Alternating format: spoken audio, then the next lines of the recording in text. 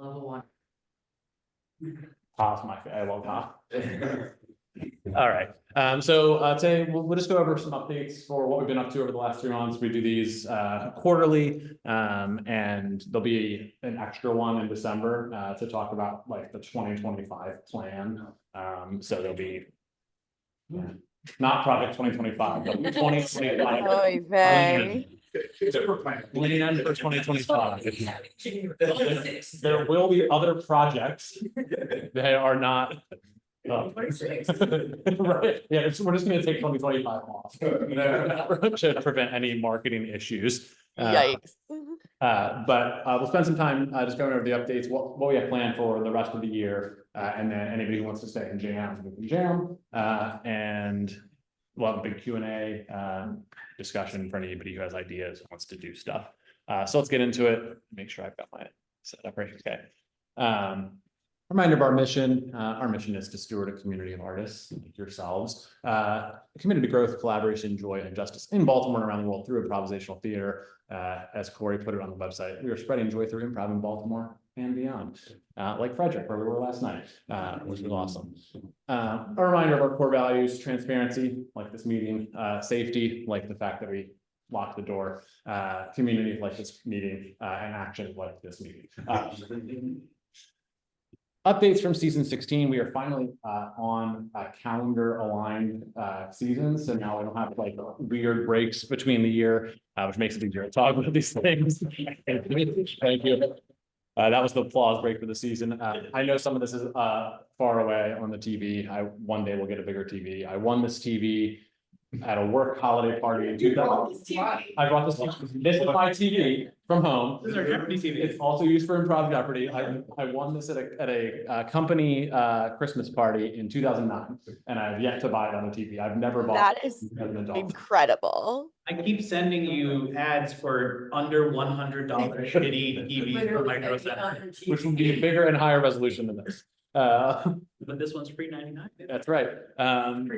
So going over season 16 updates, we continue we're in a steady state with shows in 2024. We've been doing about 20 in-person shows per year, and about 30 to 35 online each season. We did 22 last season, averaging 21 people per show. We've talked about, like, for some reason, fall and winter do better. Like every year we've had Highwire going fall and winter have been at like 4 or 5 more people per season. So you can see our peak was season 14, where we had almost 29 people per show. The last 2 seasons have been around 21, but we expect that to be partly because of just like summer vacations and stuff like that. We'd love it to go up. With like 30 is our goal kind of all the time, because that allows us to keep performer pay high and maybe start paying like volunteers and such if we get to that 30-person mark. As you can see, we lose a little bit of money on shows. We'll talk a little bit about like financial strategy throughout this, but basically, every time we get bigger audiences, we pour the extra profit into either a higher performer pay or into things like tech, stuff like that. So our goal is for that to be right around 0. For a little bit under or a little bit over, that's fine too. There's some pictures from shows. We moved Block Party to the basement at Maryland Art Place, which is a really cool space. We have shows on a boat, as well as in a church, as well as in a Meadworks, and Fells Point Corner Theater, Sky Stage, where we were last night. We did a show at Everyman Theater's hallway. That's you, yeah. And Old Major, more Meadworks, which is awesome. We've also been doing increased kind of community jams and activities with the additional spaces that we've been renting, like St. Mark's, where we're at. Trying to open up the calendar to ideas from the community, especially on like our Saturdays afternoons like this, and our Wednesdays at Roland Park. A couple examples of this: Millie, who's online, running the Mixer Jam at the Creative Alliance, where there's like an actual bar and like cool places to have a jam. We opened our weekly jam back at Roland Park. We always take July and August off there because it's too warm and their AC is not good enough for that. That includes our partnership with Baltimore Musical Improv, where we do a monthly musical meetup there. And then a wider range of community workshops and events. So like a couple of weeks ago here, we had a skill swap discussion for coaches and teachers. Keith ran a new drop-in. We had guest workshops from folks from New York, all good stuff to fill out the calendar, try and get people, especially our new students, more to engage with if they're not yet ready for an indie team or for the next class or whatever it might be. Speaking of classes, we've continued to kind of follow where our students are going, expanding to level 4, taught by Hannah in one section and Jonathan in the other, which was our first sold out class, which is super cool. After that, we did subsequently have 2 more sell out, but Hannah was technically first to sell out. So, and notably similar to shows, you know, our goal with the classes program is to break even, and in the case of classes, even maybe just lose money, because we do want to make sure we're keeping our scholarship spaces high. So we always have at least 20% of our spaces for scholarships.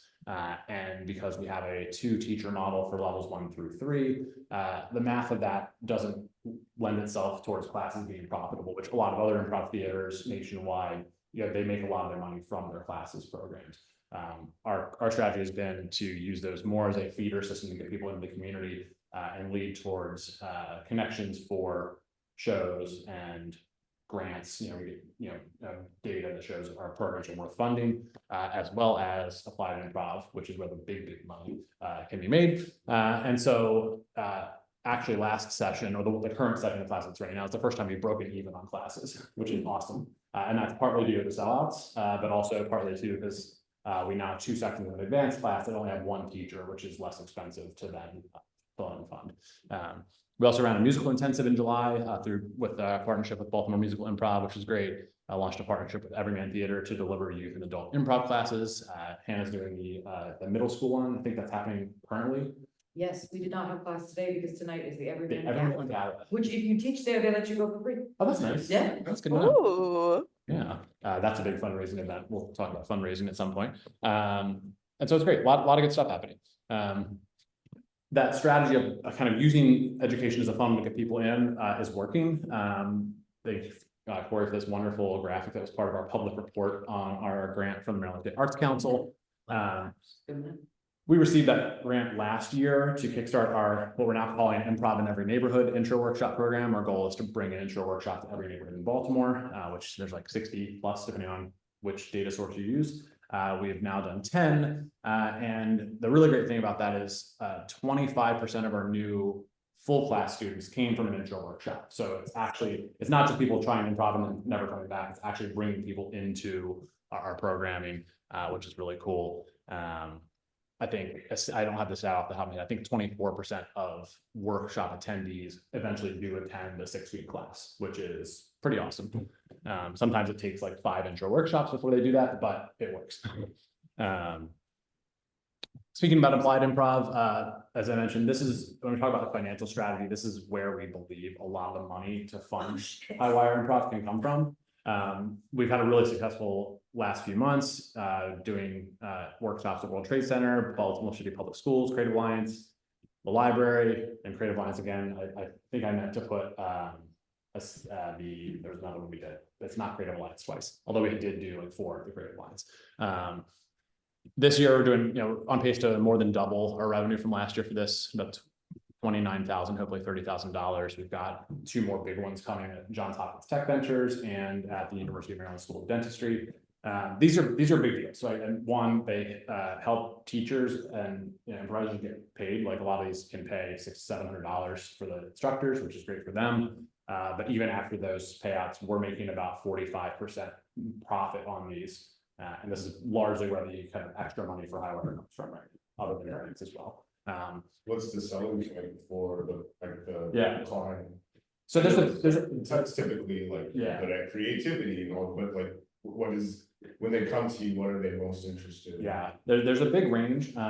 So a couple of examples, University of Maryland Dentistry, for example, they have a 180 person all staff offsite that they do at the end of the year. And they want something that's going to be kind of an engaging activity for them as part of their kind of team. It's like team building. Cool. Last year we did it and we focused on resilience for them. And this year we're doing one focused on like communicating when you disagree. Cool. For example. Okay, that's just Kristen.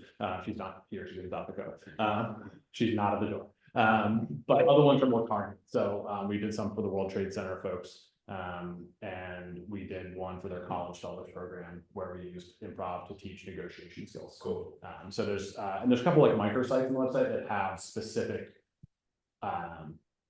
marketing tactics that we're trying to do with applied improv, like team kickoff or like communication skills for managers. Yeah.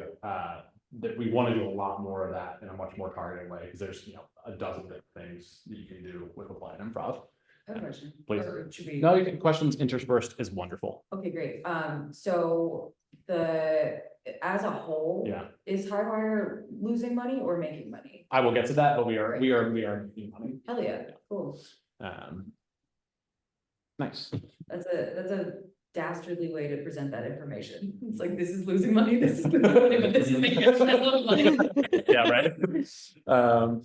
Grants, we made a lot of progress here in the last few months, more in like the infrastructure for applying for grants rather than actually getting grant results so far. We have like a question and answer library to fill in grant applications, like a template for building those so that multiple people can collaborate even if they're not able to do in-person meetings. The grant impact reports, which we're going to put on our website, which we think will be attractive to future grantors to be like, hey, these people actually demonstrate that things work. But we have applied for a lot of stuff. There's a lot of grants that are pending right now. What the Maryland State Arts Council grant, which we got last year, we're applied for again this year. A couple other ones, including some accelerators that would give us both grants, but also access and networking opportunities to build the applied improv business in particular. The big $40,000 one here is worth mentioning. We applied as part of Project Restore, which is a block grant program that the Department of Housing something DHCP, it's like a Maryland state agency, gave big chunks of money to like placemaking organizations like Federal and Main Street. And so we got included in their application for this to get access to match vacant buildings in neighborhoods with businesses. Federal Home Ministry got this grant. We've talked with them. There's not a good spot for us to plug into. There aren't of the vacant spaces in Federal Hill. None of them are a good fit for Highwire. So we won that grant, but we can't use it. We passed on it. Yes. Yeah. But we're going to continue applying for those things because we see that as a really. Hey, Jeff. Are you here? Cool. Keith is coming to get you right now. It worked. We're gonna keep applying for those types of things because we think, those large grant opportunities are the most likely way and the best way for us to potentially move into a brick and mortar space at some point. Thankfully, we are in no rush for that because we're doing just fine. Love Jeff. But we're going to take those shots, and also it kind of helps us build the organizational discipline. We had to put together like a full business plan to even be considered for that grant, and so that's just good practice for us to be ready for when those opportunities come down the road. Corey, you want to talk about the gift shop? Hell yeah. So, one of the things that we've been kind of, wanting to do is be able to provide the community with, sundries that they could say, we're your member of Highwire. And we wanted to do it in a way that was, cost effective for us as an organization, because when we did the t-shirt run, I don't think we were particularly happy with the quality of the No. t-shirts. It was a pain in the ass to store them Yeah. in a place, getting extra stuff, and we could only get so many, whatever they had in their catalog. Yeah. So I did a little bit of exploring, and the best option for us seems to be a print on demand situation.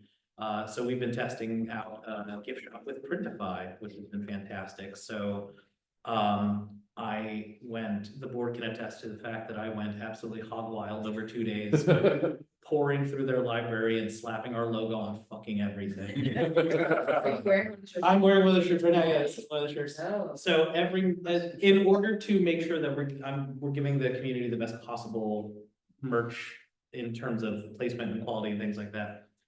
Every month we're gonna be releasing some merch that, A, we have ordered to make sure that it looks nice and works okay, and B, is unique and cool and shit like that. So, we've got a couple of different product, like graphic lines that we've been coming up with, this is the Yes and shirt. I think it's really cool. We've got a graffiti looking one that says community first. And some of the gifts, to keep things interesting are only gonna be available during certain months. So during October, our metal logo, yeah, our culture with the pentagram with the logo in the middle. Any full delegation. Yeah. Yeah, no, we're leaning into it. But that's only gonna be able to be sold this month. We're gonna take it down once November rolls around. And then in December for Christmas, we'll have a bigger, merch drop of more stuff. So if anyone has any suggestions as to things they would like to see or phrases they would like or designs, I'm open. Feel free to touch base with me. We can figure out how to do it. But also buy the stuff. What is the website address? So you can go to Highwire Improv, you can go to our website under the, there's a support section now. And there's a link for the gift shop there, that has, cause I don't know what the URL for the print thing is, cause. Okay, but We- the support site and there's a link to the gift shop. Yeah, Okay. you'll see all the items we have. We have a cool snapback hat that I should have worn today too. Yeah. The hat is embroidered, which is Yeah. fucking cool. License plate frame is probably on Barry's car, maybe. I have not installed it yet. Not installed yet. I have a license plate frame, yes. That book is nice. I heard the pages are perforated. I like the pages a lot. Cool. Nice.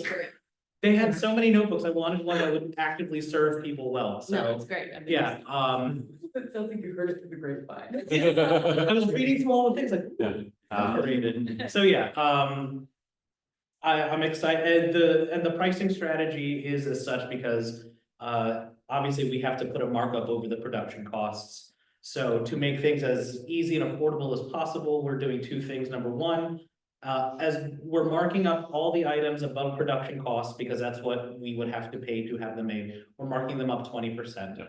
And then that money goes to us. After we mark it up 20%, then we round it to the nearest 99. Right. So if it's like, we marked it up and then it's like 1342, we're gonna make that 1399 just to be consistent. Yeah. In the event of clothing in which there are multiple sizes, we are going to normalize the largest size as the 20% and then make that price the same. So if you have a 5X like my fat ass, you're going to be paying the same amount as someone who's buying a medium or a small or an extra small, because it doesn't make any fucking sense why a medium is not as expensive, or it's at the same price as an extra small, but not the fucking, anyway. So, for things that have different sizes, but have different, like cups will have different sizes, Yeah. those are priced appropriately. Come Yeah. back.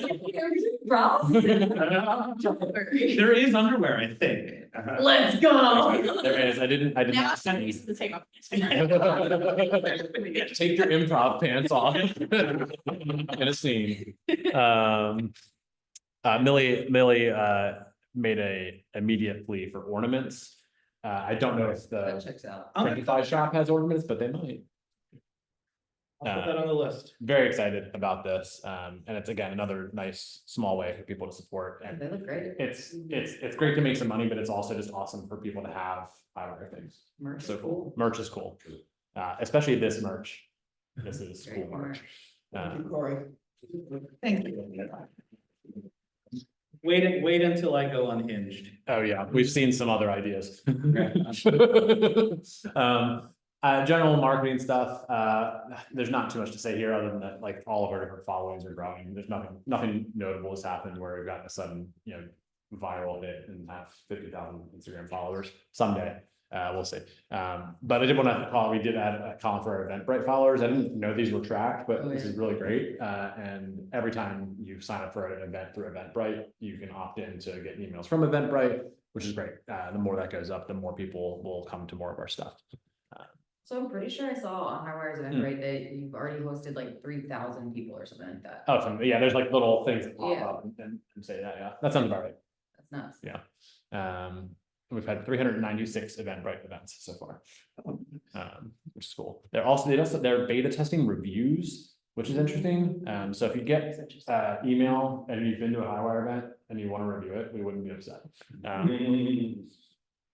Tell Millie, we can do ornaments Millie, we can do ornaments and wrapping paper. and wrapping paper. Oh, wrapping paper's big. So getting to the combined financials, this is our kind of Q3 overview. We made about $26,000. We spent about 24.5. We made a net profit of about $1,400. So we are making money overall. For the first time, it's kind of the same point about classes. The first time we've ever had classes be our top income generator, which is pretty awesome.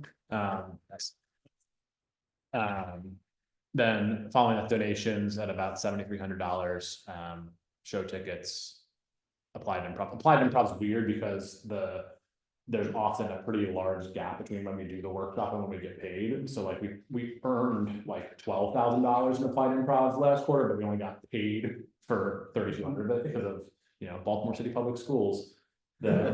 You don't get to negotiate a 30-day payment with them. So we're learning about that. And then expenses, typical breakdown here. Instructor payments are almost always by far the largest expense, which is great because that means we're paying artists. Venue fees, performer payments. Performer payments always has a little bit of an asterisk to it because we do pay for shows via Venmo, which never hits our bank account. And so there's a little bit of accounting weirdness with that, where we probably paid more out to performers than that, but it's not all showing up in our bank statement because sometimes we get paid for tickets via Venmo and it just kind of stays in the Venmo account and leaves the Venmo account. I'd love to fix that at some point. It's not a huge priority. One day we'll have to get audited financials, and that'll be something that whoever we pay to do that deals with. Year to date, so from January through end of September, similar kind of story. We're right around break even, make currently net income of $1,800. If you look at the whole year, donations are our biggest at about 18,000, classes 16, applied improv 14, show tickets 13, a little bit of grants and workshops. And again, instructor payments are the majority of our expenses, followed by venues and performer fees. When you start to look at the year-long stuff, there's a couple of like little things like insurance payments and software fees for like Zoom and stuff like that that come up as well.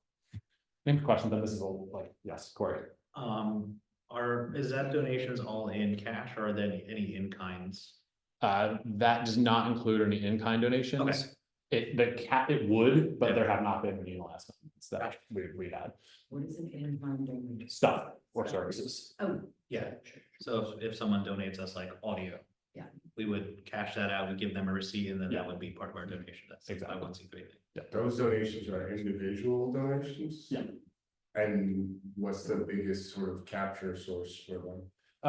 There's a donations source on the website. People can also donate at shows and stuff like that, but the majority of them are coming from donations that go through our website. Same page, that support page, but it has the gift shop also has a donation link.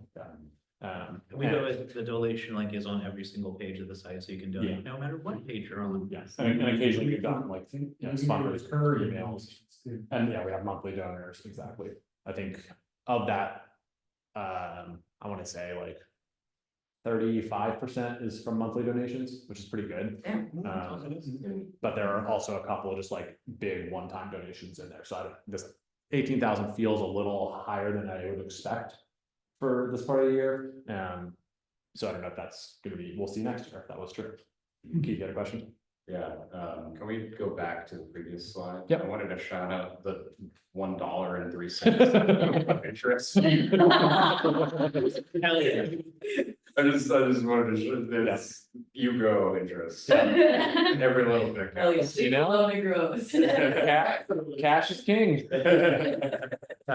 There was interest. I only include the top 6 categories. You're right. We've made about $3 in interest year to date. Biggest cheer yet. Any questions about what's happened in the last 3 months before we get into what's coming up? I have one question. When you do applied improv, is Yeah. it just like, hey, we're here to like work with you guys on a skill? Or are you ever doing like, hey, we're here to do like a corporate show? We have not done any corporate shows. Yeah. We're open to it, but that just hasn't come up for us. Yeah. We also don't have any messaging around that. I don't Correct. think We haven't I don't think we advertised it at all, actively ask for corporate shows right now. Yeah. Correct. But applied improv is just like, hey, you guys have a skill that we're gonna come help you. Yeah. Yeah, Got it. I think if we did do corporate shows, we'd classify the income Yeah, as yeah, applied improv as Yeah. well, but we haven't done that. I guess the everyman thing is like right on the line. We kind of Yeah. did a show advertising their POTUS show, sort of, Yes. but Mostly Gen Alpha children. for mostly kids who won't be buying tickets. Exactly. Yeah. Yes, that's right, yeah, long term. Total future ticket buy. Like it's close, but these kids will age. So looking ahead, for the rest of the year. At the last, community meeting, we kind of laid out what our strategic priorities for the board's activity were over the next kind of 6 to 12 months. There's that is recorded. I don't want to go through all 12 of these in a ton of detail, but we've been making progress against them. Just some highlights. We built the repeatable grant process. We published front of house and host procedures, which we'll talk about when we get to volunteering. So like people have like directions if they want to volunteer. And I think scaled the Baltimore Holy Shit water taxi shows to a good place. We'll have our 6th and final one for the year this next Thursday. Definitely more could be done with that, but we're very kind of happy with how it's gone so far this year. And then some stuff that we started in Q3 that you'll kind of see more throughout the rest of the year. Sorry, Q3 is July to September. We know what Q3 is. This came up last time. People didn't necessarily know. Like, I just have to Yeah. alignment, so define everything. Fall. Right, it's fall. What's so annoying because like technically, like this is fall until like almost the end of the year. The Which 21st. doesn't feel We're like, done. it doesn't feel right. December 19th. Yeah. Right. Fall. No, it doesn't make sense. Financial strategy, we'll talk about that a lot at the December community meeting when we talk about 2025 plus, but you've kind of been hearing bits and pieces of it as we talk to today. Please call it Project 2025. I will not. Every time I hear you say that now, I'm like, oh. We're working on mobile Serious stream. hands. I wasn't sure I was gonna stay, but no. Just here to generate conversation. Some of the mobile streaming stuff we're working on with some test events, staying with some hosting some fundraising events. Artistic committee evolution did some tests with that with the greenhouse program, so we'll see some of that come up as we go through here. Season 17, pretty similar to season 16, right? Like we're kind of found our cadence and the amount of shows we feel comfortable doing. 44 in-person teams, 22 online teams. We'll have 22 in-person shows scheduled. 7 venues. We're going to extend the double headers that we tried last season at Blue Room, where we did a 7 o'clock and a 9 o'clock show. We weren't sure that was going to work. Surprisingly worked pretty well. I like no shade, I'm shocked. Honestly, we were a little too, and Yeah. recognizing we only did 1, so we've got 4 this season. They might not all go as well. We'll see. But we branded them all as like late night last or late night scary. So if we can kind of build some buzz around it, clock show because it's not ridiculously late. Right. It's just Maybe for you. Yeah, but I'm just like, I was like. It is for me. It's actually Very tired. I will be leaving. It's just like for the amount of time that shows happened there twice a night and Yeah. it was like. Yeah. One would just get canceled. Right. Yeah. The attendance has been pretty good, as I would get, I've been there, it seems like it's. Yeah. Zissimo's has been pretty solid. Yeah. Yeah. You know, and then, and as always, improv has the advantage over stand-up in that there's 15 performers, so it always feels Yeah. more full than stand-up does. Also be debuting 2 Highwire greenhouse shows. So we talked about this last time. We opened up the greenhouse program as like an incubator for more, not just the montage shows that have some kind of artistic direction or structure beyond kind of typical long form improv. One of the directors, producers is here, Nicoro. Super excited for this. What do you have a title yet? Do you want to give a brief description of what it is? Yeah, so the general setup is that Frederick Douglass, Susan B. Anthony, Yo, that's a pretty good show. Yes. Basically, like abolitionists and suffragists are in a real world house and like have to navigate like living in the real world in the present day. Like it's something that was fucking super psyched that you actually lit it, and like it's something that wanted to do for a while. So. That's really. Super excited about that. What's the other one? I don't. Yeah, it's. Brian Shea, who is obviously not here, has been kind of running the program. I know it's something that Jenny and Misty have been working on together, but I don't know the details. I think there's like a musical something. Yeah, I know. Oh, you do? Yeah. Oh, please. Yeah, Jenny was telling me about it. Great. So, yeah, Jenny and Misty are like doing a musical duo where they, like will have scenes and they take turns playing guitar and they'll like trade it off, in between scenes. Oh, I think nice. there's more to it than that. Yeah, but, no. That's cool. Yeah. I've slowly read all those emails and then didn't submit anything. How often is that happening? Depends. Yeah. We're trying a number of different like artistic development programs. One of them is the greenhouse, which will provide like coaching and a show and some venues for rehearsals.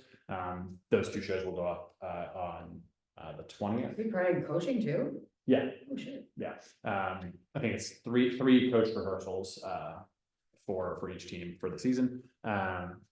And so we're doing that, and we're talking about doing something that looks and feels conservatory-like, but is a little bit more a little bit more education than show performance focused. That we'll probably work on for season 18. But we hope the greenhouse is something we do regularly. It might be something we do every season, might be just something we do every other season. Kind of don't know how long it will take to get a good result, right? So like we're trying this time, we might find out, and it would have been better if we had given the show 6 months. And we do it every other season, for example, so TBD. And the shows, they get one show a season? So at least this season, we're doing one, that might adjust Yeah, yeah. depending on how it goes. Cool. And it would be, there's an ability for those shows to branch out on their. Oh, own. of course, yeah, they can, of course, submit, for future seasons and do the normal thing.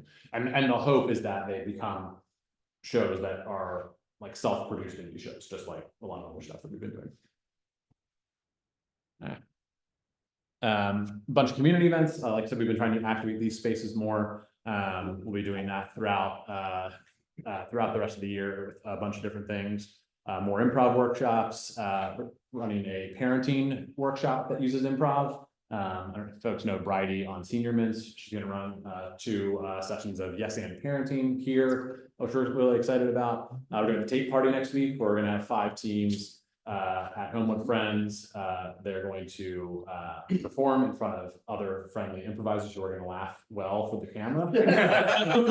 Just Like that. You're hired. I'm taking a break on like Monday, saving up like my Oh, life. We'll provide tea and honey for everybody. But just fun to get people together, do some low stress shows, but we'll be recording those. And the goal is for people to get high quality, clean video and audio for festival submissions. People are really excited about that. I think we'll make that a more regular thing as long as we figure out the tech details and it goes well. If it doesn't go well, it'll be longer for the next one. But it's something I think people clearly are excited about. What are the teams that are doing it this time? Big Worm, Carbon Copy, Senior Mints, Salty Tomatoes, and Law and order. no, Allison said y'all couldn't do it. Oh, okay. Apparently didn't have, apparently I forgot Tuesday. you're welcome to come. And Okay. Brad, For letting me know. Brad's at, yeah, so, I'm glad all those teams have logos on the website. me That too. helps. 2025 vision boarding exercise that Jess is gonna run at some point. That'll lead into 2025 community meeting we'll have here. So a lot of good stuff happening. Jess, want to talk about the friend raiser events that you did? Friend raisers, going back to like kind of like donation based, something I did in the previous job was like creating like, or talking with different businesses and doing fundraisers. So I was like, we should do that for Howard. What's a friend raiser? So what it is. It's so measureless. So our first one's actually gonna be the 16th at Blue Pit Barbecue, so it's partnering with Do they still allow dogs? they do, yeah, that thing, yeah. That's guys will move it. Yeah, I used to get. Oh, Blue Pit. Oh, I get it. Yeah, Oh. the mascot is like a blue. I got like the best picture ever of Maisie, me home, Maisie. Oh, that's where that picture's That from. photo. Yeah. And it was bombs. So that's what a friend is. Yeah, that's pretty cool. No, so it's, We hang out with dogs.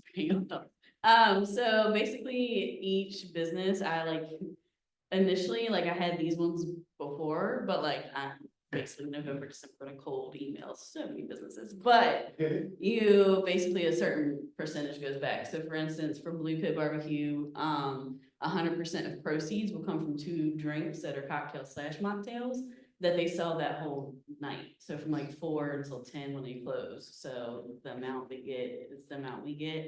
And then the next one in November is with Diamondback Brewery. And so that's a very Baltimore. You did. And theirs is 10% of the whole night, and so like if beer, drinks, pizza, like Yeah. whatever is sold that, and it's anyone who comes in, I like those versus like the ones you have to say, I'm with Highwire, cause I feel like those kind of like are a little bit tougher. Sells, but like these, it's literally anyone who comes, which is exciting. And then we're in the works for one in December. We just don't have the graphic yet because they make their own graphic. Oh, where is it? It's not as good as mine, but anyway. It's a Union Craft Brewery. And it's gonna be, for every pint sold, $1 goes back to Highwire. Yeah. Oh my god, this is like those like fundraising nights in elementary school, when it's like Yeah. everybody goes to McDonald's, and yeah. Yeah, so I'm super excited, and it's cool too, because they're letting us have like a table, and like Blue Pit's like, you can even sell merch if you wanted, so like. We have a QR code. Yeah. Hello, buy some merch. But it's super cool, cause that's a way, like, in Barry, when I was talking to him about it, cause these ones are great, because we actually have shows like around that time in those neighborhoods, and so being able to promote shows, like workshops, classes that are coming up, this is another way to like get out into the community. I'm excited for it. I have a question. Yeah. Is the cocktail any good? So, okay. So I don't know which ones they're making, but I will say I've done it at Blue Pit twice before, the nonprofit I was with, and each time they were good, but they are kind of strong. That's fine. They also come in mocktail though. They also- Okay, okay. They So also- really. but that's something- I got one of each. Yeah, it's something we talked about, and I think Diamondback, when I was talking to them, they were saying that like, They're brewery, right? yeah, it varies, but sometimes they do have like a non-alcoholic beer. Yeah. So. It's getting more ubiquitous, like Yeah. at the worst, like places have a kombucha or have something that's not just soda for folks like me. The unfortunate is Union Craft does Gotcha. not do that, and I don't drink beer, so last time I just paid $10 or something, I was like, why would we do? You can buy me drinks. Okay, Yeah, I exactly. understand. But if y'all know, like, any restaurants or businesses, like, definitely, like, let us know, because that'd be something that. Yeah. And I have like an email, like, Yes. You're on it now? well, I have a. Highwire. Email, it's 20%. It's like a template. Theater. Like, Oh, like- gotcha. Oh, yeah, that's so smart. One time I Yes. was tabling at a radio station that I worked at. We were trying to get signatures, so every time we got a signature, I would shotgun the beer I was drinking. That's not a sustainable strategy. That's very 2019 Hannah move. I will say that at the end of the day, I was pulling my cooler back to my car so I could just sit for a while. And And I had 12 signatures. well, just about, a few more. But someone who was dressed and looked and sounded like the Lord Jesus Christ helped me bring my cooler to the car. And when I turned around to give him a beer, as thank you, he was gone. And then you heard in your head, I was with you the whole time. Two steps of footprints. Like one set of. Yeah. So all that to say, And beer, I was just. all that to say, I'm ready to raise money for Highwire. Thank you. Yeah, so we have some guest instructors as well. I've been trying to get people not just from Baltimore. In November, we have Hannah, not Hannah, Hannah R. From Second City, Brooklyn and Chicago, doing an improv and sketch workshop and an improv workshop. Very excited for those. Jess, I'm gonna reach out to you to see if she can play in Girl Talk that weekend. And then in January, we have Chad Damiani coming from LA. He's done UCBLA and Second City, but a lot of other stuff for a clowning intensive. Very excited about this. almost as excited as Hannah is. I like begged Barry and Michelle, I was like, we just need to get this Andy ball. Yeah. So I don't care what you do. TBD exactly what it's gonna look like. We're thinking it's gonna be like, there's gonna be like an intro 2-hour workshop on Friday and then an intensive 4-hour Saturday, Sunday option for folks, plus a couple shows. And that'll be in collaboration with Big. I think the workshops will be at Big because it's something that needs a lot of space. The shows will be split between Highwire and Big. So if y'all, again, I think we're aiming for like 1 to 2 of these per season. They're a little bit more intense to bring in. And we also want to make sure the schedule fits around people so they can get a full good weekend of activity. It's worth their time to come. So if people have recommendations, happy to hear them, but it might be a little bit longer out before we can make it happen. You said that Big is collaborating, like, will that be listed on the website, their website, or? TBD, I think when we've done this in the past, like when Brian James O'Connell's come, we have done all the tickets on Highwire's Eventbrite. Gotcha. But they locate, if they do a show at Big, the show will probably be on Big's ticket website. But the show will be, okay. But the workshop will be through Highwires generally. Gotcha. His thing is like, if he comes to a place, he wants to be able to perform at least like 2 or 3 times. Yeah. And or in addition to teaching, and he usually tries to teach at least twice. Yeah. Gotcha. Yeah, I was asking because I wanted to know if I could use volunteer hours. Some of the logistics to be determined. And speaking of volunteering, always looking for help. And there's like the basic ways to volunteer, which are things like hosting shows, doing front of house, or online tech. As mentioned earlier, we have now built out like worksheets for how to do these things. Like if you've never done it before, have some instructions. But also, as always, like if you have ideas, like please bring your ideas to us, and we will help you make them happen. Like it was Jess's idea to be the fundraiser. So we're just like, here, we'll give you an email address so it can look official. And we'll find ways to help you help us. So if you have ideas, you're certainly not limited to those volunteer directions, but it is always really helpful to have people at the in-person shows, just because more hands make light work. But whatever ideas or time or expertise you have available, we'll happily listen to you and take it. I think that's it. Thank you. There any other questions about what's coming up or any ideas people have in their mind that they want to make sure are heard today? Otherwise, once we kind of give some time for questions, we'll turn off the recording, and anybody who wants to stay in jam can stay in jam. I guess, like, there's a lot of very sincere effort in all the work that you guys do. And I guess, what is your vision for improv in Baltimore? I know it's a big question. That's a big question. Yeah. I'll give my brief thoughts, and if anybody else from anybody else at all wants to chime in, please feel free.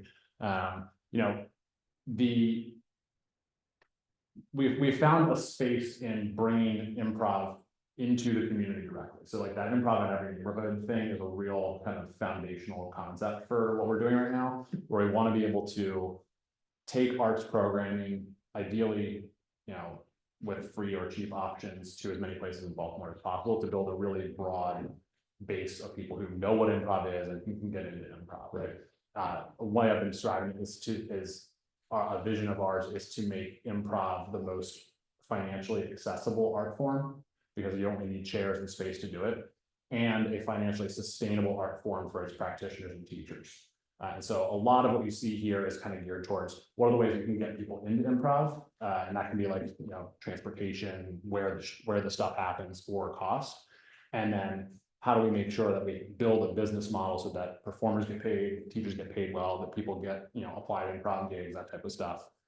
And so the broad vision is that people don't see improv as just like the entertainment option, but as a legitimate art form that can have many people get paid a decent wage for doing that.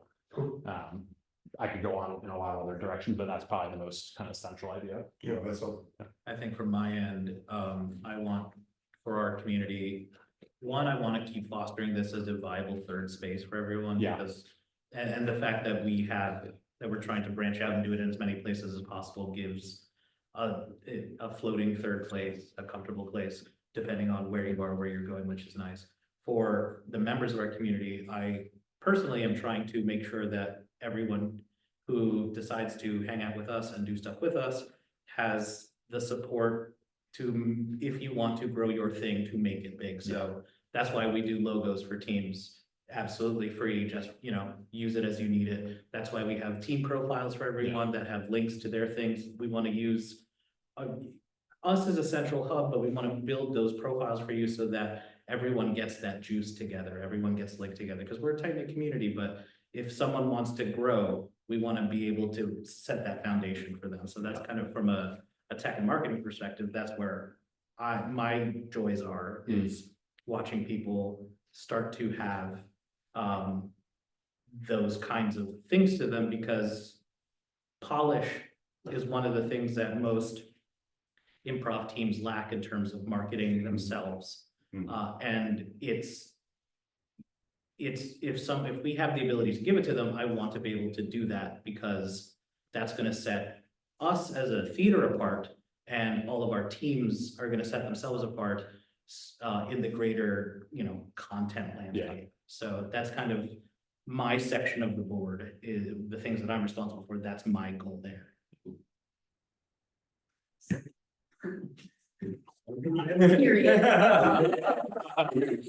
I just said a lot of words and my throat is dry.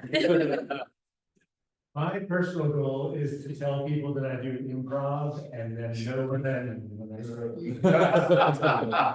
Because like, when you say I do stand-up, or I'm an actor, or Right. I'm a musician, or, you know. I'm an influencer, you know, there's, you know.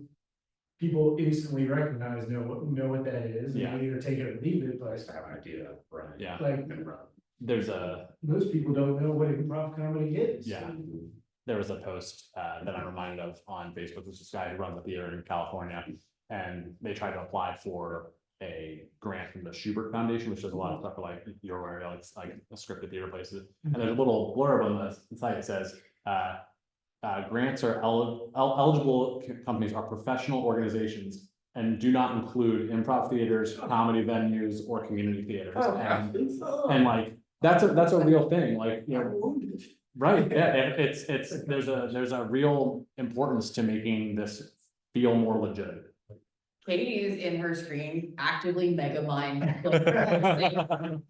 And there's smaller versions of that, like, you know, an event will be shared on, say, the Baltimore banner or something like that. And our events will get only listed as entertainment and never as art. And like, that's a ubiquitous thing, like, and like, so I feel pretty strongly about it is entertainment, but it can also be art. It's gonna take some more work to make these types of organizations more legitimate. Sometimes art is entertainment. And vice versa, right? Yeah. You can have two different options.